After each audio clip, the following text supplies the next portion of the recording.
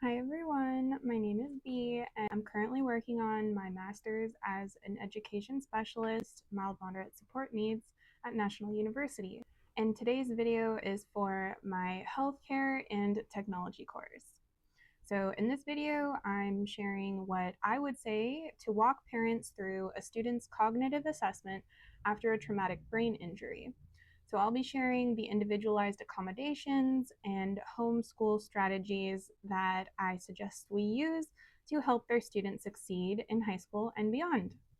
So let's dive in.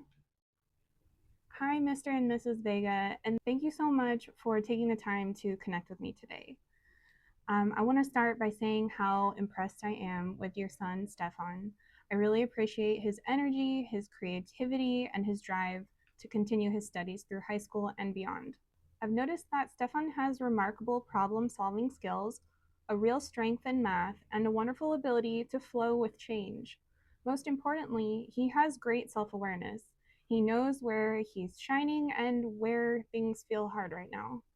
And I want to do all that I can to support him and your family. So, what I know is that when someone experiences a brain injury like Stefan did, the brain works extra hard every single day. I think of it like if the brain were a battery running in low power mode. Stefan can still process information and solve complex problems, but his brain uses up all his energy much faster. It gets tired more quickly and gets easily overloaded if too many things are happening at once. So his assessment shows us that when he tries to do too many things at once or when he gets interrupted, it's much harder for his memory to hold on to new information. So because we want him to succeed free from burnout, with your support, we can put a plan into place across 3 areas.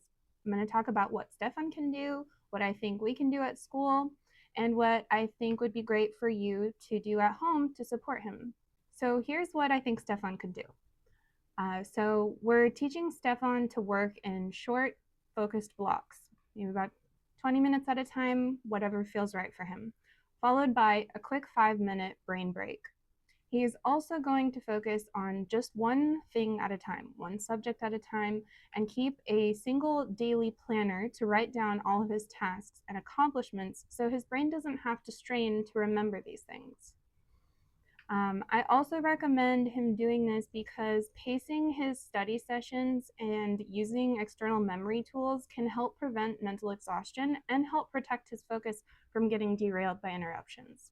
Okay, so what I think we can do at school, or what we should do at school, to support his processing speed and keep him from getting overwhelmed, we're going to give Stefan extra time on tests and let him take exams in a quiet, peaceful room.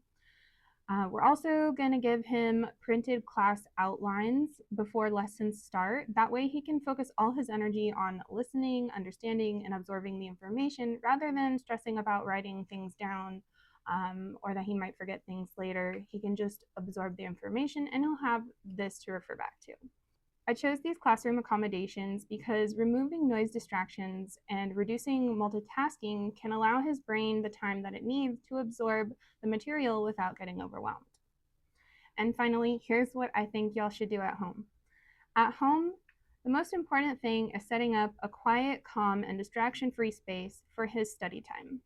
When he gets home from school, I would say give him a solid rest break. I think this is really important to do before he starts any homework. His brain needs time to rest and reboot. That transition between school and home, I think a break, a nap, rest time is really important. That might be 30 minutes, an hour, whatever seems reasonable and doable for Stefan. Then, when he does sit down to study, I suggest help him get started. First, check his daily planner, focus on finishing one task at a time completely, and then move on to the following task, and so on and so forth until it's all done. I'm encouraging these home routines because a quiet space and dedicated rest time gives Stefan's brain the recovery it needs to lock in what he learned during the school day and refresh and get going on homework. I know Stefan has the raw talent and determination to reach his goal of going to university. So by giving him these tools and pacing his day, we're going to make sure that he gets there safely and confidently. And last thing I want to say is thank you both so much for being the light and warmth on his journey through life. And please let me know if you have any questions, feedback for me, or need support. Thank you.